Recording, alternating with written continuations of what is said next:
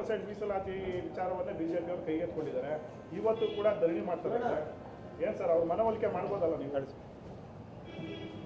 BJP ಈಗ ಯಾವತ್ತೂ ಕೂಡ ವಿರೋಧ ಪಕ್ಷಗಳು, ನಾವು ಹಿಂದೆ ವಿರೋಧ ಪಕ್ಷದಲ್ಲಿದ್ವಿ, ಈಗ ಬಿ ಜೆ ಪಿಯವರು ವಿರೋಧ ಪಕ್ಷದಲ್ಲಿದ್ದಾರೆ. ರಾಜ್ಯದಲ್ಲಿ ನಡೀತಾ ಇರ್ತಕ್ಕಂಥ ವಿದ್ಯಮಾನಗಳನ್ನು ಸರ್ಕಾರ ಸರಿಯಾಗಿ ಕೆಲಸ ಮಾಡ್ತಾಯಿದ್ದರೆ ಚೆನ್ನಾಗಿ ಕೆಲಸ ಮಾಡ್ತಾಯಿದ್ದಾರೆ ಅಂತ ಹೇಳಬೇಕು. ಮಾಡ್ತಾ ಇಲ್ಲ ಅಂದರೆ ನೀವು ತಪ್ಪುದಾರಿನಲ್ಲಿ ಹೋಗ್ತಾ ಇದ್ದರೆ ನೀವು ಸರಿದಾರಿನಲ್ಲಿ ಹೋಗಿ ಅಂತೇಳಿ ನಮಗೆ ಕಿವಿ ಹಿಂಡೋ ಕೆಲಸವನ್ನು ವಿಪಕ್ಷಗಳು ಮಾಡಬೇಕು. ವಿಪಕ್ಷ ಅಂದರೆ ಒಂದು ಶಾಡೋ ಚೀಫ್ ಮಿನಿಸ್ಟರ್ ಇದ್ದಂಗೆ. ಯಾರು ವಿಪಕ್ಷದ ನಾಯಕರು, ಚೀಫ್ ಮಿನಿಸ್ಟರ್ ಯಾವ ರೀತಿ ಇರ್ತಾರೋ ವಿಪಕ್ಷದ ನಾಯಕರು ಶಾಡೋ ಚೀಫ್ ಮಿನಿಸ್ಟರ್ ಇದ್ದಾಗೆ. ಅವರು ಫೇಲ್ಯೂರ್ ಆಗಿದ್ದಾರೆ. ಅಂದರೆ ಅಶೋಕ್ ಅವರೇ ಅಂತಲ್ಲ, ಇಡೀ ವಿರೋಧ ಪಕ್ಷ ಫೇಲ್ಯೂರ್ ಆಗಿದೆ.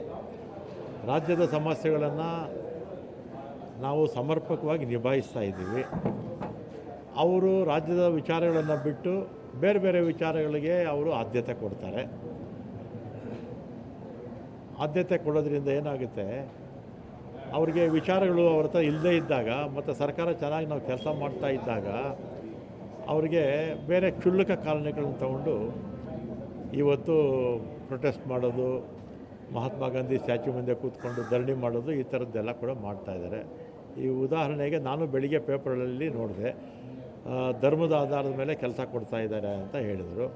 ಧರ್ಮದ ಆಧಾರದ ಮೇಲೆ ಎಲ್ಲಿ ಕೆಲಸ ಕೊಡ್ತಾಯಿದ್ದೀವಿ ನಾವು? ಕೆಲಸ ಅಂದರೆ ಕಾಂಟ್ರಾಕ್ಟಲ್ಲಿ ರಿಸರ್ವೇಷನ್ನು. ಈಗ SC/STಸ್ಗೆ ರಿಸರ್ವೇಷನ್ ಇದೆಯೋ ಇಲ್ವೋ? ಅದೇ ರೀತಿ ಮೈನಾರಿಟೀಸ್ ಕೊಟ್ಟಿದ್ದೀವಿ. ಮೈನಾರಿಟೀಸ್ ಅಂದರೆ ಯಾರು? ಒಂದೇ ಜಾತಿ ಇದೆಯಾ ಅದರಲ್ಲಿ? ಒಂದೇ ಧರ್ಮದವರಿದ್ದಾರಾ?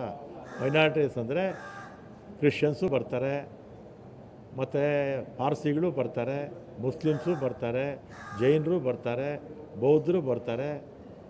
ಎಲ್ರಿಗೂ ಸೇರಿ ಕೊಟ್ಟಿರ್ತಕ್ಕಂಥದ್ದು. ಜೈನ ಸಮುದಾಯ ಏನು ಕಡಿಮೆ ಇದೆಯಾ? ಬೌದ್ಧರೇನು ಕಡಿಮೆ ಇದ್ದಾರಾ? ಅಥವಾ ಕ್ರಿಶ್ಚಿಯನ್ ಕಮ್ಯುನಿಟಿ ಏನು ಕಡಿಮೆ ಇದ್ದಾರಾ? ಪಾರ್ಸಿಗಳು ಕಡಿಮೆ ಇರ್ಬೋದು. ಸ್ವಲ್ಪ ಅವ್ರಿಗೆಲ್ಲರಿಗಿಂತಲೂ ಸ್ವಲ್ಪ ಮುಸ್ಲಿಮ್ಸು ಸ್ವಲ್ಪ ಜಾಸ್ತಿ ಇರ್ಬೋದು. ಈ ಎಲ್ಲ ಕಮ್ಯುನಿಟಿಗೆ ಸೇರಿ ಕೊಟ್ಟಿರ್ತಕ್ಕಂಥದ್ದು. ಬಿ ಜೆ ಪಿಯವರಿಗೆ ಮತ bank, vote bank, Congress Hindu ವಿರೋಧಿ ಮತ್ತು ಮೈನಾರಿಟೀಸು ಪರ ಅಂತ. ಮೈನಾರಿಟೀಸ್ ಅಂದರೆ ಏನು? ಬಿ ಜೆ ಪಿಯವ್ರ ಲೆಕ್ಕದಲ್ಲಿ ಮುಸ್ಲಿಮ್ಸ್ ಒಂದೇ ಅಂತ ತಿಳ್ಕೊಂಬಿಟ್ಟಿದ್ದಾರೆ. ಮೈನಾರಿಟೀಸ್ ಅಂದರೆ ಬಿ ಜೆ ಪಿಯವ್ರಿಗೆ ತಲೆಯಲ್ಲಿ ಇಂಥ ಒಂದು ಕೆಟ್ಟ ಒಂದು ಸಂಪ್ರದಾಯ, ಜನಕ್ಕೆ ತಪ್ಪು ದಾರಿಗೆ ಹಿಡಿಯುವಂಥದ್ದು. ಮೈನಾರಿಟೀಸ್ ಅಂದರೆ ಮುಸ್ಲಿಮ್ಸು, ಕ್ರಿಶ್ಚಿಯನ್ಸು, ಜೈನರು, ಬೌದ್ಧರು, ಸಿಖ್ರು ಮತ್ತು ಪಾರ್ಸಿಗಳು, ಇವರೆಲ್ಲ ಸೇರಿ ಮೈನಾರಿಟಿ ಅನ್ನೋದನ್ನು ಜನಕ್ಕೆ ನಾವು ಮಾಧ್ಯಮದ ಮುಖಾಂತರ ಸ್ವಲ್ಪ ಗಟ್ಟಿಯಾಗಿ ಹೇಳಿದರೆ ಬಿ ಜೆ ಪಿಯವರು ಬಾಯಿ ಮುಚ್ಕೊಳ್ತಾರೆ. ಸರ್, ಡಿ.ಕೆ. ಶಿವಕುಮಾರ್ ಅವರು KPCC ಅಧ್ಯಕ್ಷ ಸ್ಥಾನದಿಂದ ಕಳೆಗಿಳಿತಕ್ಕಂಥ ಒಂದು ಮಾತುಗಳನ್ನು ಹೇಳಿದ್ದಾರೆ. ಅತಿ ಶೀಘ್ರದಲ್ಲೇ ನಾನು KPCC ಸ್ಥಾನವನ್ನು ತಿಳಿಸ್ತೀನಿ ಅಂತ. ಈಗ ಅವರು ಆಗಿ ಹೊರ ಜಾಸ್ತಿ ಆಗಿದೆ ಹಾಗಂತಲ್ಲ. ಈಗ ಅವ್ರಾಗ 5 ವರ್ಷ ಆಯ್ತಲ್ಲ, 5 ವರ್ಷ ಆಯಿತು. 3 ವರ್ಷಕ್ಕೆ ಮುಂಚೆ ನಮ್ಮ ಪಕ್ಷ 3 ವರ್ಷಕ್ಕೆ ಮುಂಚೆ ನಮ್ಮ ಪಕ್ಷ ಅಧಿಕಾರಕ್ಕೆ ಬರೋಕ್ಕೆ ಮುಂಚೆ ಪಕ್ಷ ಸಂಘಟನೆ ಮಾಡಿದ್ದಾರೆ. ರಾಜ್ಯದಲ್ಲಿ ಅಧಿಕಾರಕ್ಕೆ ಬರೋದಕ್ಕೆ ಸಿದ್ದರಾಮಯ್ಯನವ್ರ ಜೊತೆ ಇನ್ನಿತರ ಉಳಿದಿರ್ತಕ್ಕಂಥ ನಾಯಕರ ಸಹಕಾರದಿಂದ ಇವರ ಒಂದು ಅಧ್ಯಕ್ಷತೆಯಲ್ಲಿ ನಮ್ಮ ಪಕ್ಷ ಅಧಿಕಾರಕ್ಕೆ ಬಂದಿದೆ. ಬಂದಾಗಲೇ 2 ವರ್ಷ ಆಯಿತು. ಬೇರೆಯವ್ರಿಗೇನೋ ಅವಕಾಶ ಮಾಡಿಕೊಡ್ಲಿ ಅಂತ ಉದ್ದೇಶದಿಂದ ಆ ರೀತಿ ಹೇಳಿರ್ಬೋದು. ಸರ್, ಅವ್ರ ಮೇಲೆ ಪದೇ ಪದೇ ಕೆಲವು ನಾಯಕರು ಮಾತಾಡ್ತಿದ್ರು, 2 ಹುದ್ದೆ 3 ಹುದ್ದೆ ಏನಕ್ಕೆ ಬಿಟ್ಕೊಡ್ಬೇಕು ಅಂತ. ಹಾಗಾಗಿ ಏನಾದರೂ ಬೇಸತ್ತಿದಾರ? ಇಲ್ಲ, ಈಗ ಎಷ್ಟು ವರ್ಷ ಅಂತ ಇರೋಕ್ಕಾಗತ್ತೆ ಅಲ್ವಾ? ಅದಕ್ಕೆ ಇವತ್ತಲ್ಲ ನಾಳೆ ಬೇರೆಯವ್ರು ಆಗಬೇಕಲ್ಲ, ಅದಕ್ಕೆ ಅವರೇ ವಾಲಂಟಿಯರಾಗಿ ಆ ರೀತಿ ಹೇಳಿದ್ದಾರೆ ಅಷ್ಟೇ. ಸರ್, ಇವತ್ತು ಯತ್ನಾಳರು ನಿನ್ನೆ ಹೇಳಿದ್ದಾರೆ, ಕಾಂಗ್ರೆಸ್ನ MLA ಮತ್ತು ಸಚಿವರು ಅನ್ಯಾರ ಕೇಸ್ನಲ್ಲಿ ಯಾರ್ಯಾರು ಇದ್ದಾರೆ ಅವ್ರ ಹೆಸರನ್ನೇ ಬಹಿರಂಗಗೊಳಿಸ್ತೀನಿ. ಈಗ ಸಂಬಂಧಗಳನ್ನು ನನಗೆ ಗೊತ್ತಿದೆ, ತಿಳ್ಕೊಂಡಿದ್ದೀನಿ. ರಮ್ಯಾ ಅವ್ರ ಕೇಸಲ್ಲಿ ಯತ್ನಾಳ್ ಅವರು, ನಾನು ನೋಡಿದೆ ಬೆಳಿಗ್ಗೆ ಪೇಪರಲ್ಲಿ ಹೆಸರು ಬಹಿರಂಗಗೊಳಿಸ್ತೀನಿ ಅಂತ ಹೇಳಿದ್ದಾರೆ. ಅವ್ರ ಹತ್ರ ಏನಾದರೂ ಇನ್ಫಾರ್ಮೇಷನ್ ಇದ್ದರೆ ಬಹಿರಂಗ ಮಾಡಲಿ ಬಿಡಿ, ಯಾರು ಅಡ್ಡಿ ಏನಿಲ್ವಲ್ಲ. ಅವ್ರ ಹತ್ರ ಏನೋ ಇನ್ಫಾರ್ಮೇಷನ್ ಇದ್ದರೆ ಬಹಿರಂಗ ಮಾಡಲಿ. ಸರ್, ಸುಮ್ಮನೆ ಏನು ಗಾಳಿಯಲ್ಲಿ ಗುಂಡೊಡೆಯೋದ ಅಥವಾ ಬೇರೆ ಪ್ರಕರಣವನ್ನು ಸರ್ಕಾರದ ಮೇಲೆ ಹೊಸ್ತಕ್ಕಂಥ ಒಂದು ಪ್ರಯತ್ನ ಏನು ಸರ್ ಸ್ಟೇಟ್ಮೆಂಟ್ ಇಷ್ಟು ದಿನ ಬೇಕಾ? ಎಲ್ಲರೂ ಹೇಳ್ತಾರೆ ಇಬ್ಬರು ಮೂವರು ಅಂತ ಹೇಳ್ತಾರೆ. ಈಗ ನಾನು 4-5 ದಿವಸದಿಂದ ಹೇಳ್ತಾನೆ ಇದ್ದೀನಿ, ಕಾಂಗ್ರೆಸ್ ಸಚಿವರು ಯಾರೋ ಇಬ್ಬರಿದ್ದಾರೆ ಅಂತೇಳಿ ಮಾಧ್ಯಮಗಳಲ್ಲೂ ಬರ್ತಾ ಇದೆ, ಸೋಷಿಯಲ್ ಮೀಡಿಯಲ್ಲೂ ಬರ್ತಾ ಇದೆ, ವಿಪಕ್ಷದ ನಾಯಕರು ಹೇಳ್ತಾ ಇದ್ದಾರೆ. ಬೇಗ ಹೇಳಿಬಿಟ್ರೆ ತನಿಖೆಗೂ ಸುಲಭ ಆಗುತ್ತಲ್ಲ. ಗೊತ್ತಿದ್ದರೆ ಹೇಳಿಬಿಡಲಿ, ಹೇಳಬೇಕೋ ಬೇಡವಾ? ಇಲ್ಲ ನೀವು ಅವ್ರಿಗೆ ಹೇಳಿ ಬಾಯಿ ಬಿಡಿಸ್ಬೇಕಪ್ಪ, ನೀವು ಸೋಷಿಯಲ್ ಮೀಡಿಯಾದವರು, ಪ್ರಿಂಟ್ ಮೀಡಿಯಾದವರು. ಸರ್ ಆಮೇಲೆ ಇನ್ನೊಂದು ಸರ್, ಈ ರಾಮನಗರದಲ್ಲಿ ಟೊಯೋಟೋ ಒಂದು ಕಂಪ್ನಿಯಲ್ಲಿ ರೆಸ್ಟ್ ರೂಮ್ ಒಳಗಡೆ ಪಾಕಿಸ್ತಾನದ ಪರ ಒಂದು ಘೋಷಣೆಗಳನ್ನು ಬರೆದಿದ್ದಾರೆ. ಪಾಕಿಸ್ತಾನಿಗೆ ಜಿಂದಾಬಾದ್, ಪಾಕಿಸ್ತಾನಿಗೆ ಜೈವಾಗಲಿ ಅಂತೆಲ್ಲ. ಸರ್ ಇದುವರೆಗೂ ಸರ್ಕಾರದ ಗಮನಕ್ಕೆ ಇದೆಯಾ ಸರ್? ಯಾಕೆಂದರೆ ಈ ರೀತಿ ಒಂದು ಪ್ರಕರಣಗಳು ಕಾಂಗ್ರೆಸ್ ಸರ್ಕಾರ ಬಂದ ಮೇಲೆ ಆ ಥರ ಅಂತ ಬಿ ಜೆ ಪಿಯವರು ಆರೋಪಕ್ಕೆ ಹುರುಳಿಲ್ಲ.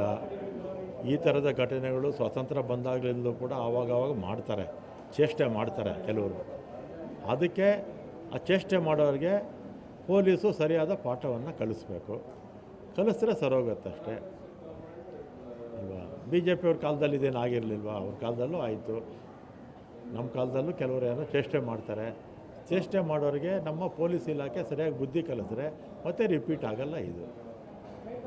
ಅದಕ್ಕೆಲ್ಲ ನಮ್ಮ ಕಾಂಗ್ರೆಸ್ ಪಕ್ಷ ಯಾವತ್ತೂ ಕೂಡ ಈ ಥರದ ಘಟನೆಗಳಿಗೆ ಬೆಂಬಲ ಯಾವತ್ತೂ ಕೊಡಲ್ಲ. ಇನ್ನು ಬಿ ಜೆ ಪಿಯವ್ರು ಕೊಡ್ಬೋದು ಅಷ್ಟೇ. ಅವ್ರು RSSನವರು, ವಿಶ್ವ ಹಿಂದೂ ಪರಿಷತ್ನವರು ತಪ್ಪು ಮಾಡಿದಂಥ ಸಂದರ್ಭದಲ್ಲಿ ಆ ತಪ್ಪುಗಳನ್ನು ಅವರೇನು ತಪ್ಪು ಅಂತ ಹೇಳ್ತಾರಾ? ಹೇಳೋದೇ ಇಲ್ಲ. ನಾವು ತಪ್ಪು ಅಂತಲೇ ಹೇಳ್ತೀವಿ. ನಮ್ಮ ಪಕ್ಷದವ್ರು ಯಾರಾದರೂ ಕೂಡ ತಪ್ಪು ಮಾಡಿದ್ರೆ ಶಿಕ್ಷೆ ಕೊಡಿ ಅಂತಲೇ ಹೇಳ್ತೀವಿ. ಬಿ ಜೆ ಪಿಯವ್ರು ಆ ರೀತಿ ಮಾಡೋದಿಲ್ವಲ್ಲ. ಅವನ್ನೆಲ್ಲ ಡಿಪೆಂಡ್ ಮಾಡ್ಕೊಳ್ತಾರೆ ಅವ್ರ ಪಕ್ಷದವ್ರು ಯಾರಾದರೂ ತಪ್ಪು ಮಾಡಿದ್ರೆ. 100% ಮೀಸಲಾತಿ ವಿಚಾರವನ್ನೇ ಬಿಜೆಪಿಯವರು ಕೈಗೆತ್ತಿಕೊಂಡಿದ್ದಾರೆ. ಇವತ್ತು ಕೂಡ ಧರಣಿ ಮಾಡ್ತಾರೆ. ಏನು ಸರ್ ಅವ್ರ ಮನವೊಲಿಕೆ ಮಾಡ್ಬೋದಲ್ಲ ನೀವು ಹೇಳಿಸಿ? ಬಿ ಜೆ ಪಿ ಈಗ ಯಾವತ್ತೂ ಕೂಡ ವಿರೋಧ ಪಕ್ಷಗಳು, ನಾವು ಹಿಂದೆ ವಿರೋಧ ಪಕ್ಷದಲ್ಲಿದ್ವಿ, ಈಗ ಬಿ ಜೆ ಪಿಯವರು ವಿರೋಧ ಪಕ್ಷದಲ್ಲಿದ್ದಾರೆ. ರಾಜ್ಯದಲ್ಲಿ ನಡೀತಾ ಇರ್ತಕ್ಕಂಥ ವಿದ್ಯಮಾನಗಳನ್ನು ಸರ್ಕಾರ ಸರಿಯಾಗಿ ಕೆಲಸ ಮಾಡ್ತಾಯಿದ್ದರೆ ಚೆನ್ನಾಗಿ ಕೆಲಸ ಮಾಡ್ತಾಯಿದ್ದಾರೆ ಅಂತ ಹೇಳಬೇಕು. ಮಾಡ್ತಾ ಇಲ್ಲ ಅಂದರೆ ನೀವು ತಪ್ಪುದಾರಿನಲ್ಲಿ ಹೋಗ್ತಾ ಇದ್ದರೆ ನೀವು ಸರಿದಾರಿನಲ್ಲಿ ಹೋಗಿ ಅಂತೇಳಿ ನಮಗೆ ಕಿವಿ ಹಿಂಡೋ ಕೆಲಸವನ್ನು ವಿಪಕ್ಷಗಳು ಮಾಡಬೇಕು. ವಿಪಕ್ಷ ಅಂದರೆ ಒಂದು ಶಾಡೋ ಚೀಫ್ ಮಿನಿಸ್ಟರ್ ಇದ್ದಂಗೆ. ಯಾರು ವಿಪಕ್ಷದ ನಾಯಕರು, ಚೀಫ್ ಮಿನಿಸ್ಟರ್ ಯಾವ ರೀತಿ ಇರ್ತಾರೋ ವಿಪಕ್ಷದ ನಾಯಕರು ಶಾಡೋ ಚೀಫ್ ಮಿನಿಸ್ಟರ್ ಇದ್ದಾಗೆ. ಅವರು ಫೇಲ್ಯೂರ್ ಆಗಿದ್ದಾರೆ. ಅಂದರೆ ಅಶೋಕ್ ಅವರೇ ಅಂತಲ್ಲ, ಇಡೀ ವಿರೋಧ ಪಕ್ಷ ಫೇಲ್ಯೂರ್ ಆಗಿದೆ. ರಾಜ್ಯದ ಸಮಸ್ಯೆಗಳನ್ನು ನಾವು ಸಮರ್ಪಕವಾಗಿ ನಿಭಾಯಿಸ್ತಾ ಇದ್ದೀವಿ. ಅವರು ರಾಜ್ಯದ ವಿಚಾರಗಳನ್ನು ಬಿಟ್ಟು ಬೇರೆ ಬೇರೆ ವಿಚಾರಗಳಿಗೆ ಅವರು ಆದ್ಯತೆ ಕೊಡ್ತಾರೆ. ಆದ್ಯತೆ ಕೊಡೋದ್ರಿಂದ ಏನಾಗುತ್ತೆ, ಅವ್ರಿಗೆ ವಿಚಾರಗಳು ಅವ್ರ ಹತ್ರ ಇಲ್ಲದೇ ಇದ್ದಾಗ ಮತ್ತು ಸರ್ಕಾರ ಚೆನ್ನಾಗಿ ನಾವು ಕೆಲಸ ಮಾಡ್ತಾ ಇದ್ದಾಗ ಅವರಿಗೆ ಬೇರೆ ಕ್ಷುಲ್ಲಕ ಕಾರಣಗಳನ್ನು ತಗೊಂಡು ಇವತ್ತು ಪ್ರೊಟೆಸ್ಟ್ ಮಾಡೋದು, ಮಹಾತ್ಮ ಗಾಂಧಿ ಸ್ಟ್ಯಾಚ್ಯೂ ಮುಂದೆ ಕೂತ್ಕೊಂಡು ಧರಣಿ ಮಾಡೋದು, ಈ ಥರದ್ದೆಲ್ಲ ಕೂಡ ಮಾಡ್ತಾಯಿದ್ದಾರೆ. ಈ ಉದಾಹರಣೆಗೆ ನಾನು ಬೆಳಿಗ್ಗೆ ಪೇಪರಲ್ಲಿ ನೋಡಿದೆ, ಧರ್ಮದ ಆಧಾರದ ಮೇಲೆ ಕೆಲಸ ಕೊಡ್ತಾ ಇದ್ದಾರೆ ಅಂತ ಹೇಳಿದರು. ಧರ್ಮದ ಆಧಾರದ ಮೇಲೆ ಎಲ್ಲಿ ಕೆಲಸ ಕೊಡ್ತಾಯಿದ್ದೀವಿ ನಾವು? ಕೆಲಸ ಅಂದರೆ ಕಾಂಟ್ರಾಕ್ಟಲ್ಲಿ ರಿಸರ್ವೇಷನ್ನು. ಈಗ SC/STಸ್ಗೆ ರಿಸರ್ವೇಷನ್ ಇದೆಯೋ ಇಲ್ವೋ? ಅದೇ ರೀತಿ ಮೈನಾರಿಟೀಸ್ ಕೊಟ್ಟಿದ್ದೀವಿ. ಮೈನಾರಿಟೀಸ್ ಅಂದರೆ ಯಾರು? ಒಂದೇ ಜಾತಿ ಇದೆಯಾ ಅದರಲ್ಲಿ? ಒಂದೇ ಧರ್ಮದವ್ರು ಇದ್ದಾರಾ? ಮೈನಾರಿಟೀಸ್ ಅಂದರೆ ಕ್ರಿಶ್ಚಿಯನ್ಸು ಬರ್ತಾರೆ, ಮತ್ತು ಪಾರ್ಸಿಗಳು ಬರ್ತಾರೆ, ಮುಸ್ಲಿಮ್ಸು ಬರ್ತಾರೆ, ಜೈನರು ಬರ್ತಾರೆ, ಬೌದ್ಧರು ಬರ್ತಾರೆ. ಎಲ್ರಿಗೂ ಸೇರಿ ಕೊಟ್ಟಿರ್ತಕ್ಕಂಥದ್ದು. ಜೈನ ಸಮುದಾಯ ಏನು ಕಡಿಮೆ ಇದೆಯಾ? ಬೌದ್ಧರು ಏನು ಕಡಿಮೆ ಇದ್ದಾರಾ? ಅಥವಾ ಕ್ರಿಶ್ಚಿಯನ್ ಕಮ್ಯುನಿಟಿ ಏನು ಕಡಿಮೆ ಇದ್ದಾರಾ? ಪಾರ್ಸಿಗಳು ಕಡಿಮೆ ಇರ್ಬೋದು. ಸ್ವಲ್ಪ ಅವ್ರಿಗೆಲ್ಲರಿಗಿಂತಲೂ ಸ್ವಲ್ಪ ಮುಸ್ಲಿಮ್ಸು ಸ್ವಲ್ಪ ಜಾಸ್ತಿ ಇರ್ಬೋದು. ಈ ಎಲ್ಲ ಕಮ್ಯುನಿಟಿಗೆ ಸೇರಿ ಕೊಟ್ಟಿರ್ತಕ್ಕಂಥದ್ದು. ಬಿ ಜೆ ಪಿಯವರಿಗೆ ಮತ bank, vote bank, Congress Hindu ವಿರೋಧಿ ಮತ್ತು ಮೈನಾರಿಟೀಸು ಪರ ಅಂತ. ಮೈನಾರಿಟೀಸ್ ಅಂದರೆ ಏನು? ಬಿ ಜೆ ಪಿಯವ್ರ ಲೆಕ್ಕದಲ್ಲಿ ಮುಸ್ಲಿಮ್ಸ್ ಒಂದೇ ಅಂತ ತಿಳ್ಕೊಂಬಿಟ್ಟಿದ್ದಾರೆ. ಮೈನಾರಿಟೀಸ್ ಅಂದರೆ ಬಿ ಜೆ ಪಿಯವ್ರಿಗೆ ತಲೆಯಲ್ಲಿ ಈತ ಒಂದು ಕೆಟ್ಟ ಒಂದು ಸಂಪ್ರದಾಯ ಜನಕ್ಕೆ ತಪ್ಪು ದಾರಿಗೆ ಹಿಡಿಯುವಂಥದ್ದು. ಮೈನಾರಿಟೀಸ್ ಅಂದರೆ ಮುಸ್ಲಿಮ್ಸು, ಕ್ರಿಶ್ಚಿಯನ್ಸು, ಜೈನರು, ಬೌದ್ಧರು, ಸಿಖ್ರು ಮತ್ತು ಪಾರ್ಸಿಗಳು ಇವರೆಲ್ಲ ಸೇರಿ ಮೈನಾರಿಟಿ ಅನ್ನೋದನ್ನು ಜನಕ್ಕೆ ನಾವು ಮಾಧ್ಯಮದ ಮುಖಾಂತರ ಸ್ವಲ್ಪ ಗಟ್ಟಿಯಾಗಿ ಹೇಳಿದರೆ BJPಯವರು ಬಾಯಿ ಮುಚ್ಕೊಳ್ತಾರೆ. ಸರ್ ಆಮೇಲೆ ಪ್ರಮುಖವಾಗಿ ಸರ್ ಡಿ ಕೆ ಶಿವಕುಮಾರ್ ಅವರು KPCC ಅಧ್ಯಕ್ಷ ಸ್ಥಾನದಿಂದ ಕಳಿಗಿಳಿತಕ್ಕಂಥ ಒಂದು ಮಾತುಗಳನ್ನು ಹೇಳಿದ್ದಾರೆ. ಅತಿ ಶೀಘ್ರದಲ್ಲೇ ನಾನು KPCC ಸ್ಥಾನವನ್ನು ತಿಳಿಸ್ತೀನಿ ಅಂತ. ಈಗ ಅವರು ಆಗಿ ಹೊರೆ ಜಾಸ್ತಿ ಆಗಿದೆ ಹಾಗಂತಲ್ಲ, ಈಗ ಅವ್ರಾಗ 5 ವರ್ಷ ಆಯ್ತಲ್ಲ, 5 ವರ್ಷ ಆಯಿತು. 3 ವರ್ಷಕ್ಕೆ ಮುಂಚೆ ನಮ್ಮ ಪಕ್ಷ 3 ವರ್ಷಕ್ಕೆ ಮುಂಚೆ ನಮ್ಮ ಪಕ್ಷ ಅಧಿಕಾರಕ್ಕೆ ಬರೋಕ್ಕೆ ಮುಂಚೆ ಪಕ್ಷ ಸಂಘಟನೆ ಮಾಡಿದ್ದಾರೆ. ರಾಜ್ಯದಲ್ಲಿ ಅಧಿಕಾರಕ್ಕೆ ಬರೋದಕ್ಕೆ ಸಿದ್ದರಾಮಯ್ಯನವ್ರ ಜೊತೆ ಇನ್ನಿತರ ಉಳಿದಿರ್ತಕ್ಕಂಥ ನಾಯಕರ ಸಹಕಾರದಿಂದ ಇವರ ಒಂದು ಅಧ್ಯಕ್ಷತೆಯಲ್ಲಿ ನಮ್ಮ ಪಕ್ಷ ಅಧಿಕಾರಕ್ಕೆ ಬಂದಿದೆ. ಬಂದಾಗಲೇ 2 ವರ್ಷ ಆಯಿತು. ಬೇರೆಯವ್ರಿಗೇನೋ ಅವಕಾಶ ಮಾಡಿಕೊಡ್ಲಿ ಅಂತ ಉದ್ದೇಶದಿಂದ ಆ ರೀತಿ ಹೇಳಿರ್ಬೋದು. ಸರ್ ಅವ್ರ ಮೇಲೆ ಪದೇ ಪದೇ ಕೆಲವು ನಾಯಕರು ಮಾತಾಡ್ತಿದ್ರು, 2 ಹುದ್ದೆ 3 ಹುದ್ದೆ ಏನಕ್ಕೆ ಬಿಟ್ಕೊಡ್ಬೇಕು ಅಂತ. ಹಾಗಾಗಿ ಏನಾದರೂ ಬೇಸತ್ತಿದಾರ? ಇಲ್ಲ, ಈಗ ಎಷ್ಟು ವರ್ಷ ಅಂತ ಇರೋಕ್ಕಾಗತ್ತೆ ಅಲ್ವಾ? ಅದಕ್ಕೆ ಇವತ್ತಲ್ಲ ನಾಳೆ ಬೇರೆಯವ್ರು ಆಗಬೇಕಲ್ಲ, ಅದಕ್ಕೆ ಅವರೇ ವಾಲಂಟಿಯರಾಗಿ ಆ ರೀತಿ ಹೇಳಿದ್ದಾರೆ ಅಷ್ಟೇ. ಸರ್, ಇವತ್ತು ಯತ್ನಾಳರು ನಿನ್ನೆ ಹೇಳಿದ್ದಾರೆ, ಕಾಂಗ್ರೆಸ್ನ MLA ಮತ್ತು ಸಚಿವರು ಅನ್ಯಾರ ಕೇಸ್ನಲ್ಲಿ ಯಾರ್ಯಾರು ಇದ್ದಾರೆ ಅವ್ರ ಹೆಸರನ್ನೇ ಇವತ್ತು ಬಹಿರಂಗಗೊಳಿಸ್ತೀನಿ. ಈಗ ಸಂಬಂಧಗಳನ್ನು ನನಗೆ ಗೊತ್ತಿದೆ, ತಿಳ್ಕೊಂಡಿದ್ದೀನಿ. ರಮ್ಯಾ ಅವ್ರ ಕೇಸಲ್ಲಿ ಯತ್ನಾಳವ್ರು ನಾನು ನೋಡಿದೆ ಬೆಳಿಗ್ಗೆ ಪೇಪರಲ್ಲಿ ಹೆಸರು ಬಹಿರಂಗಗೊಳಿಸ್ತೀನಿ ಅಂತ ಹೇಳಿದ್ದಾರೆ. ಅವ್ರ ಹತ್ರ ಏನಾದರೂ ಇನ್ಫಾರ್ಮೇಷನ್ ಇದ್ದರೆ ಬಹಿರಂಗ ಮಾಡಲಿ ಬಿಡಿ, ಯಾರು ಅಡ್ಡಿ ಏನಿಲ್ವಲ್ಲ. ಅವ್ರ ಹತ್ರ ಏನೋ ಇನ್ಫಾರ್ಮೇಷನ್ ಇದ್ದರೆ ಬಹಿರಂಗ ಮಾಡಿ.